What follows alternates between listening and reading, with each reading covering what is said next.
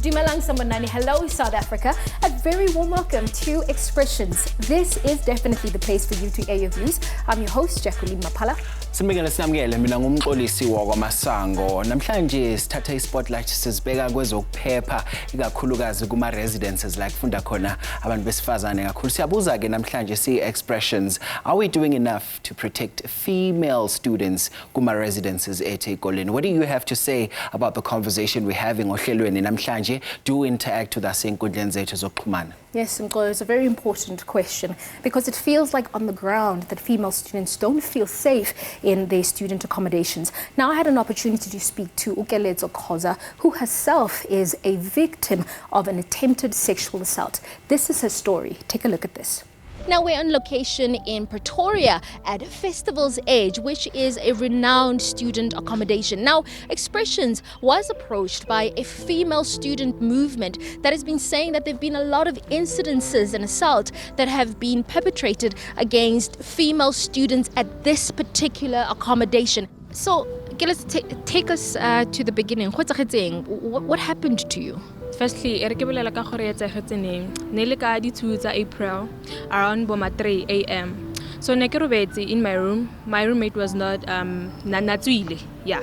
So I felt someone touching me in my sleep and a sniff. I wanted like sound to a sniffer. So in my sleep I woke up and was like, what's wrong?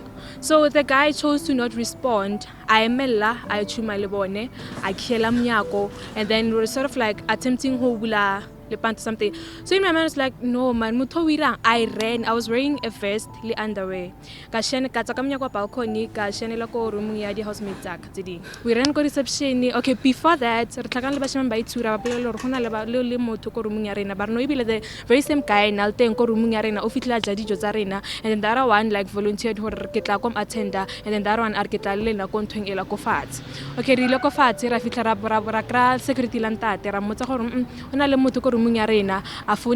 okay, we can go back, floor 6. When we got there, we found a female security, Margaret. Yes, we found Margaret Mola and the Ramlela and there was no need to okay. Margaret was like, it's fine, guys, you can go back to sleep. We immediately locked the door. 2 minutes after, and then we asked her, until I did and then in the same floor, and then I saw a message go group chat yes.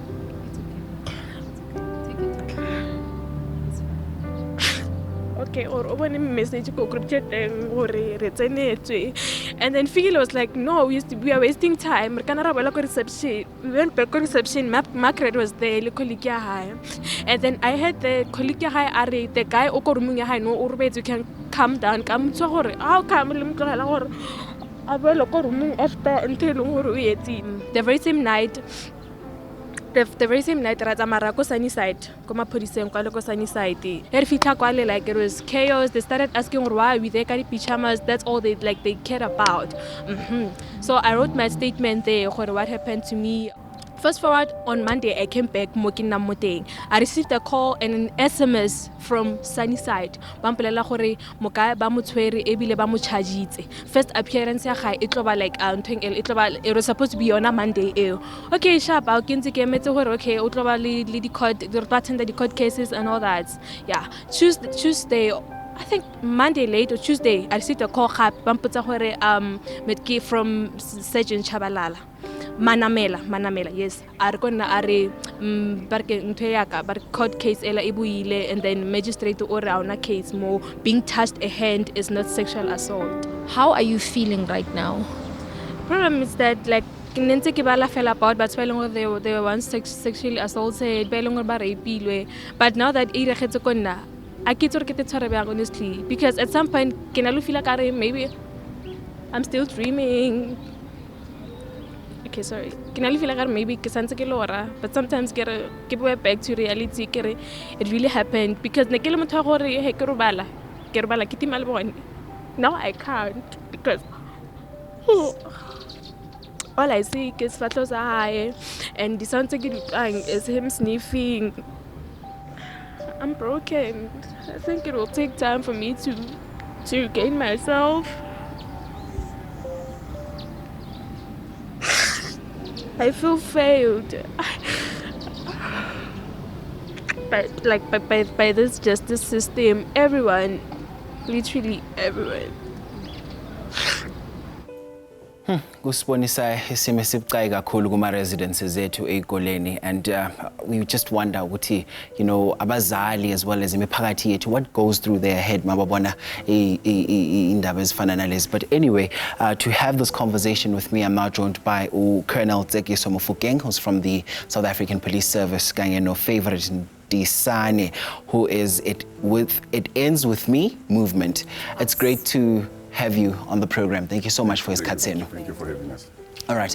Favorite, ngifuna uqala ngawe sisi. Ngifuna ukwazi ukuthi after ubona yonke lento eyenzakele, talk to me about why you decided uqala le movement yakho. Okay, so after iyenzakala, the whole thing, I went around the residents asking other students if they ever came across the same situation. So abantu abaningi bashilo bathi aqali ngathi it has happened and it's not the last time it's going to happen. And that's when I decided that it shouldn't be the case. And then I decided to start the movement, It Ends With Us. So we should be the last people this happens to.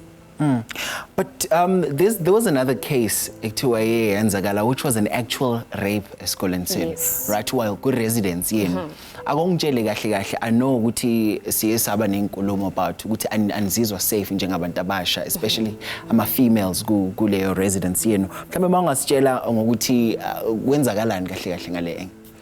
Okay, so as soon as indaba yethu iphuma, there was a girl who approached me, okay, so the same thing happened to her. But unfortunately with her, she couldn't even open a case because one of the resident managers told her that she'd take care of the issue. But ever since then, no one has gotten back to her. So basically she did say that she feels like she doesn't have a voice and she doesn't have a say in what's happening. She's just waiting for them to do whatever it is that they feel they're gonna do. So by addressa kanjani resin yenu le ndaba, particularly a festival edge? Nothing was done, to be honest. I feel like nothing was done because she did say that she's been waiting for them to get back to her because this happened on the 1st, if not the 2nd week of February. We are in April and she hasn't gotten any feedback ever since. Colonel, this is where I need to bring you in because indaba ebaluleke kakhulu indaba ye case that was opened kuye uzwe ngokuthi kuthiwa a case has been withdrawn without even any explanation inikezwe kwi victim or abantu abareportayo. What's the process for that kahle kahle? Angibonge isikhathi engisiphezu singamaphoyisa ukuthi sizela sizocacisa.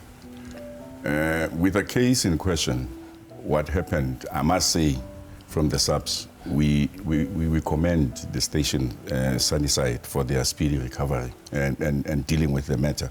Because what happened is, when the student came and reported the matter, within an hour's time, the suspect was arrested. And the docket was filed. Within, again, days, the docket was with the prosecutor. Now, what happens is, whenever a case has been reported, the police take out a statement, and after taking the statement, they do not even want to, we don't have to judge on the statement. We write our statement, compile all the information that is needed, evidence and everything, and then once the docket is done, it's taken to the prosecutor, so that the prosecutor can make a decision whether I'm putting the case on roll based on the facts that are written here or not. So in this case, that's what happened. When the prosecutor looked at it and then said he cannot prosecute. But the police have done their job 100% because it was only this month that the incident happened, and as we speak now, the docket was with the prosecution. Ubaba Mofokeng, favorite uthi bona as amaphoyisa bawenzile umsebenzi wabo. How do you feel as a person that was involved in this particular case? Do you think bawenzile umsebenzi wabo? No, not at all. On that very same Monday, we were told that the case was withdrawn, which doesn't make sense. On what grounds? That's what I want to know. On what grounds? Okay. So, Baba Mofokeng, would you agree ukuthi mhlambe inkinga kuya ngendlela enixhumana ngayo nama victims as well as abantu abareport ama crimes, which is the actual problem here? You know, when we come to that part, one has to define what is crime. What are the elements of crime? And once you define the elements of crime, that is what we collect as information to say there must be an intent to commit a crime. There must be an unlawfulness in doing that. And there must be a point where the person who is a victim did not give consent to that. So if those information is given, it's taken to the prosecution. Remember what happens. Our responsibility as police is to make sure that the suspect appears in front of the magistrate. As soon as we register a case, we then take the case and the suspect to the prosecution, and the decision is made there. I want to clarify her point of concern, I understand, to say, you know that you were told by the IO investigating officer to say, we will call you to court. But when the decision is taken with the prosecution, when the prosecutor says, we're not investigating, the next thing that the investigating officer must do is to call the victim and say, this is the challenge, this is the end of the story. And if the victim has a consent, it's for the victim to go to the prosecution to understand better how did it happen. Asibambe khona lapho ababa Mfukeng. We will come back to this conversation uma sibuya futhi siqhubekela phambili ngenkulumo ebaluleke kakhulu namhlanje ku expressions. Sifuna ukwazi ukuthi are we doing enough to protect female students kuma residents ethu in the various campuses? What do you have to say about the conversations we're having ohlelweni namhlanje? We back after this.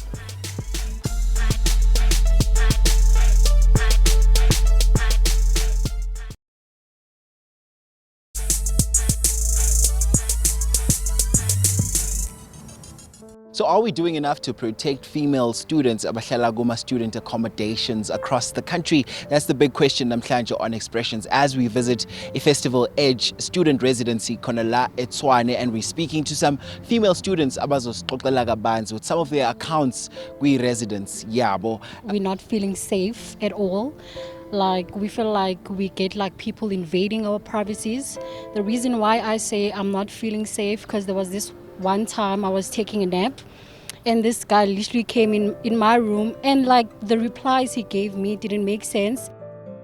I'm her roommate, and the weird thing about this guy coming in our unit, he didn't knock.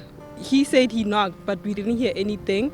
The fact that I was only sexually assaulted and then not actually raped, and that's the only time if I was raped. So I feel safe here at students accommodation. They're not taking us seriously because firstly we had the head of security come when the incident happened. They took the guy and then they left with him and said they're taking him to the police station. 5 minutes later, the guy came back with a beer in his hand and he said, you can call the police, nothing's gonna happen to me. Like you saw, they took me and I'm back and nothing happened. So they're not taking us seriously. It's a matter of, let's just take away the perpetrator away from their eyes, and then that's okay. It makes it okay. It makes the rape okay. Okay, so when this incident happened, right, I was present, however, I was sleeping. So me waking up, I just woke up to a guy staring at me. I was not dressed, however, he greeted me, asked me how was I, and I responded I was fine. So I think 2 minutes after that, a few guys came in to drag the guy out of our room. I didn't even know that he was not even supposed to be there. Most of the times we have events hosted in the building, and 9 times out of 10 there's always alcohol. And girls often leave drunk or even incapable of standing up, and men would then take advantage of girls everywhere, in the lifts, at the rooftop. It's crazy. Like, people are reporting issues and like nothing is done about it. Abafana, they know ukuthi at Festival's Edge you can do whatever and get away with it. They will tell you it's been happening. So they know ukuthi akunama consequences whatsoever. At festivals, kumnandi. They let us stay here for over 2 to 3 weeks without keys. And when we reported the issue, we were told it's not urgent, we'll attend to it some other time. I went downstairs to speak to the actual manager to ask for keys, and I was told, come at the end of the week. I went there repeatedly, and only when something happened to us did they come and fix our door. Did they want to ask, what is it that you have in question? What problems do you have? So in terms of solutions, right, I think they should improve the cameras, because the cameras during the day, they work very well, but at night, they're very blurry and they can't work. Yeah, I think we need like a different security team, because they're not doing anything, honestly. They said they're going to protect us, but yet they're not doing anything about it. They're not taking actions or measures to make sure that we are safe. We feel at home. It's a home away from home, this place. But then it doesn't feel like that at all. I need to be able to sleep and know that someone's out here looking out for me. You know what I'm saying? So those were some of the comments from female students at Festival's Edge who actually feel that they are not safe, they're not secure at the student accommodation that they stay in. And of course, we are going to continue with this very important conversation. And our poll question, just to remind you, is are we doing enough to keep female students safe in student accommodations in South Africa? Make sure you engage with us on our social media platforms. You, as a female student, where you stay, do you feel safe? Make sure you engage with us. And of course, I'm not having this conversation by myself. I'm joined by Utemba Masango, who is Not in My Name International, just to really unpack, what this issue is all about. Temba, very warm welcome to Expressions. Thanks for having us, Jackie. And I think, let me just go straight into the poll question. Do you think enough has been done? I mean, we were listening to the colonel and the conversation that Mkolisi was having at the desk. Are we doing enough to make sure that female students are safe in student accommodations? The blatant answer is no. And the reason why is that a lot of different people, different organizations, the police, NGOs, civil society and so on, are doing the best that they can. But the problem is that you find that a lot of people are working in silos. And when we work in silos, there's no way that we are going to be able to address the issue of GBV and femicide. You need, all hands to be on deck because it is becoming a serious pandemic. South Africa is one of the most violent countries in the world. We're known as a rape capital of the world. And our femicide rate is 5.1 times higher than anywhere in the world.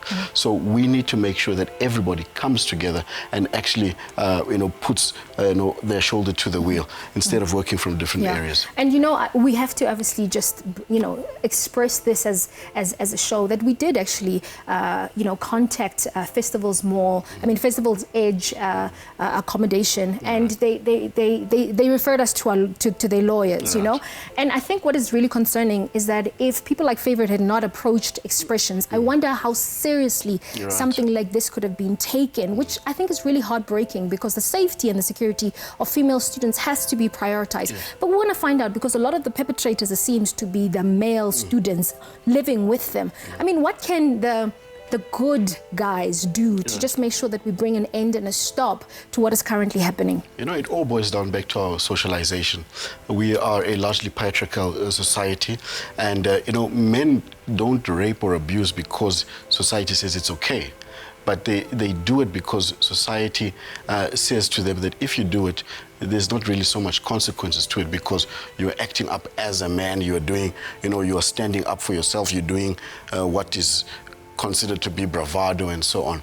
And until we change that whole patriarchal mindset, misogynistic ideas will continue to say that, if I take a girl out, then therefore I have a right onto her body. If I pay her rent, therefore I have a right to her. It has to be a point where siyavumelana in whatever situation we reach.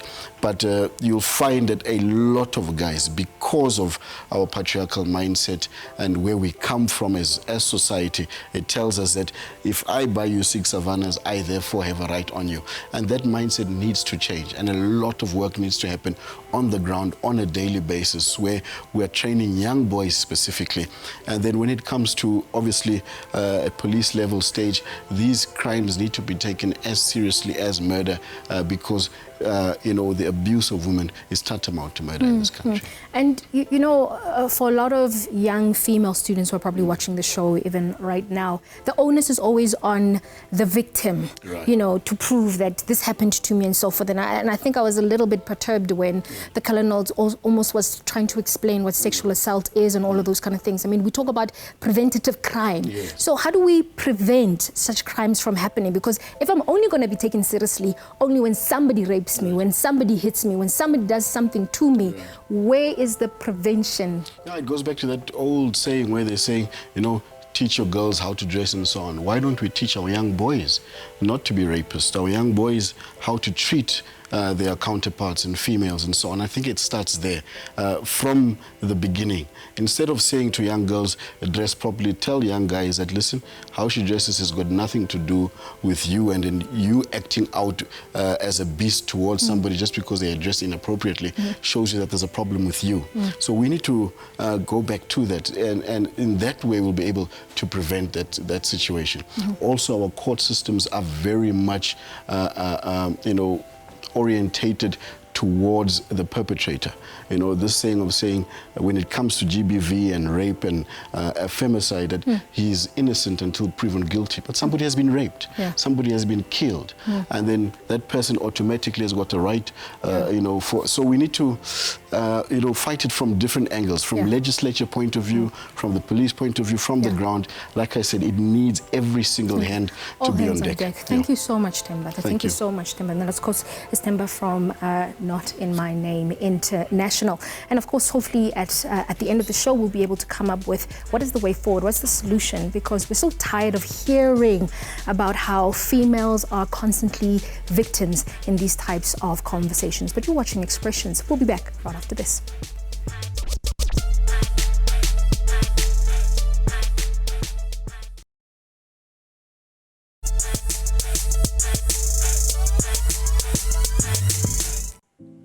Siphinde sinibingelele sinamukele, you're still watching Expressions. Namhlanje ohlelweni-ke siyabuza ukuthi are we doing enough to protect abafundi kakhulukazi besifazane kuma student residences ethu?